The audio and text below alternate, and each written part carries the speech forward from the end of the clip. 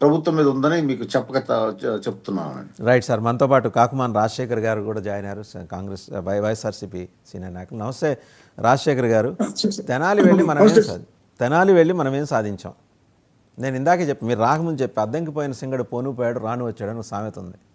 వెళ్ళాం, ఏం చేసాం, ఏం మెసేజ్ కన్వే చేసాం?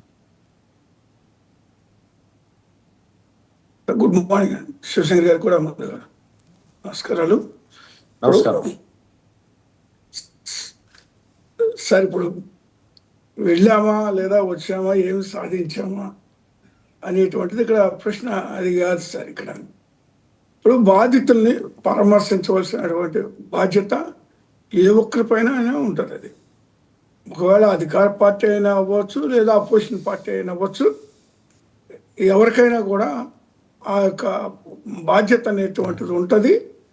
అది నిర్వర్తించవలసినటువంటి అవసరత అనేటువంటిది ఉంది కూడా. అందులో సందేహించాల్సినటువంటి అవసరం ఉంది. ఇక్కడ జరిగినటువంటి అంశం ఏమిటంటే, ఒకవేళ ఇప్పుడు బాధితులు ఎవరైతే ఉన్నారో సరే, వాళ్ళ గతంలో మరి ఏదైనా కేసులు ఉన్నాయా, లేకపోతే ఇప్పుడు ఏదైనా క్రైమ్ చేశారా, లేకపోతే ఇంక ఇప్పుడు ఏదైనా జరిగిందా, వాళ్ళు మరి తీవ్ర నేరాలు ఏమైనా చేసి ఉన్నారా? ఒకవేళ మనమే అనుకున్నాం ఫర్ ఎ మినిట్ చేశారే అనుకున్నాం, కానీ అలాంటి ట్రీట్మెంటు లేదా నడి రోడ్డు మీద హింసించడం, కొట్టడం అనేటువంటిది అది ఎంతవరకు సబబు, అసలు అది ఉందా? చట్ట పరిధిలో అనేటువంటి అంశమేనది. ఇది జరుగుతుంది చట్ట వ్యతిరేకమా కాదా? ఇది రాజ్యాంగం అంటే రెడ్ బుక్ రాజ్యాంగం కాదా? ఈ రాజ్యాంగానికి వ్యతిరేకంగా జరుగుతున్నటువంటి అంశాల్లో ఆంధ్రప్రదేశ్లో భాగంగా ఇదొకటి. ఈ జరిగినటువంటి సంఘటన అనేటువంటిది దేశం మొత్తం కూడా నివ్వెరబోతున్నటువంటి పరిస్థితులు. ఒక ఆంధ్రప్రదేశే కాదు, తెనాల్లో ఏదైతే జరుగుతుంది. ఎందుకంటే ఈరోజు మరి ఈ యొక్క కూటమి అధికారులకు వచ్చిన తర్వాత ఎన్నో అన్యాయాలు, ఘోరాలు, అకృత్యాలు జరిగినాయి.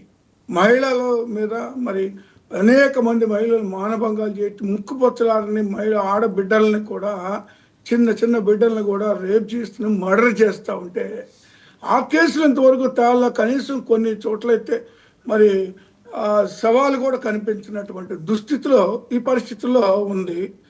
అలాగే చూస్తే ఇక్కడ నేను ఇంకొక విషయం కూడా చెప్పదలుచుకున్నా. పవన్ కళ్యాణ్ గారు అప్పటికి కూడా మనం ఒకసారి కానీ పరిశీలన చేస్తే సుగాలి ప్రీతి గారి విషయం కూడా మరి అది తెలుగుదేశం 17లో జరిగింది. తెలుగుదేశం పార్టీ అధికారంలో ఉన్నప్పుడే మరి సుగాలి ప్రీతి మేము మర్డర్ చేయడం, మానభంగా చేయడం అంశం అప్పుడు జరిగిన తర్వాత అది వైఎస్ఆర్ కాంగ్రెస్ పార్టీ మరి మరి వాళ్ళకి సంబంధించినటువంటి మేము అధికారంలోకి వచ్చిన తర్వాత వాళ్ళు పట్టించుకునే సందర్భంలో దాన్ని సిబిఐకి ఇవ్వడం జరిగింది. వాళ్ళ కుటుంబ సభ్యుల్లో వాళ్ళకి ఉద్యోగం ఇవ్వటం, లేదా 5 ఎకరాలు పొలం వేయటం కానీ, 5 లక్షల డబ్బులు ఇవ్వడం కానీ, ఈ విధంగా కుటుంబాన్ని ఆదుకున్నటువంటి పరిస్థితులు ఉన్నది. అయితే దాన్నే పవన్ కళ్యాణ్ గారు ఎన్నికలకు ముందు సుగాలి ప్రీతి అని ఒకటే దాన్ని వాడుకొని, తర్వాత ఆ ఎన్నికలకి వాడుకొని దాన్ని బురద చల్లి మరి మా మీద బురద చల్లడం అనేటువంటిది కూడా. సరే, ఒక మంచి పాయింట్ మీరు రైజ్ చేశారండి రాజశేఖర్ గారు. ఒక్క నిమిషం, మంచి పాయింట్ మీరు రైజ్ చేశారు. మీ దగ్గరికి వస్తా బాధితులను కాదు మీరే చెప్పండి. నేను జస్ట్ ఒకటి వాల్యుయేషన్. బాధితులను పరామర్శించడానికి జగన్మోహన్ రెడ్డి గారు వెళ్ళారు. వాళ్ళ వల్ల బాధితులను కూడా పరామర్శించాలి కదా. ఆడపిల్లలు, మహిళలు ఐతానగర్లో ఎదుర్కొన్న ఇబ్బందులు వాళ్ళ వల్ల, దాని మీద కూడా you need to have a careful examination కదా.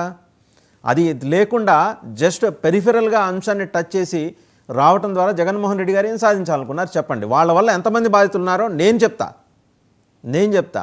I help from that place. నేను చెప్తా. ఇప్పుడు మీరు ఒక మాట నేను అడుగుతాను, ఒకటి గుర్తుపెట్టుకోండి సార్. మిమ్మల్నే ప్రశ్నిస్తున్నాను సార్. నేను ఇది చట్టానికి వ్యతిరేకమా లేకపోతే చట్ట పరిధిలో జరిగిన అంశమా? మీరు ఒక మాట చెప్పండి నాకు. అంతవరకు that is a different subject. నేను అంటున్నది ఏంటంటే ఆయన చెప్పండి మీరు. ఏది చట్టానికి వ్యతిరేకం? సరే, చట్టానికి వ్యతిరేకంగా వాళ్ళు చేసిన దాని గురించి మీరేం మాట్లాడతారు? అప్పుడు వాళ్ళ ముగ్గురు చేసిన దాని గురించి భుజాన మోస్తారా వాళ్ళని? నేను ఐఎమ్ ఆస్కింగ్ యూ సార్, వాళ్ళని భుజాన మోసి తీసుకెళ్తారా మీరు? వాళ్ళు చేసిన అరాచకాలను సమర్థిస్తారా? కాదు సార్, దాన్ని సమర్థించేటువంటి ప్రశ్న లేదు. తప్పులు జరిగి ఉంటే తప్పకుండా చర్య తీసుకోవాలి. జరుగుంటే ఏంటండి, వాళ్ళు కళ్ళ నీళ్ళు పెట్టుకొని తిరుగుతున్నారు ఆడపిల్లలు అక్కడ. జరుగుంటే ఏంటి? మీకు you don't have your leaders in Tenali అండి? మీ నాయకులు లేరా అక్కడ?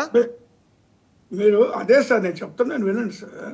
ఇప్పుడు మీకు ఒకవేళ జరిగి ఉంటే ఒకవేళ మీరే చెప్పినట్టే జరిగింది అనుకుందాం, పద్ధతి ఇది కాదు కదా. దానికి తీసుకెళ్లి జైల్లో పడేయి, కోర్టు ముందు నిలబెట్టు, శిక్ష వేసి జైలుకు పంపించండి. నేను మీ నాయకుడిని అడుగుతున్నానండి.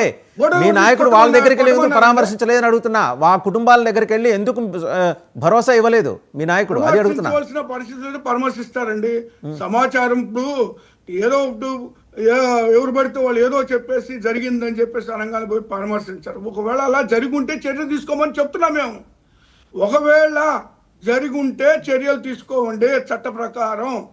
అదే అలాంటి ఆ పరిస్థితిలో ఏ పంతి ఈ రాష్ట్రం ఇన్ని జరిగినాయి కదా, ఎందుకు జరగట్లేదు మిగిలిన చోట్ల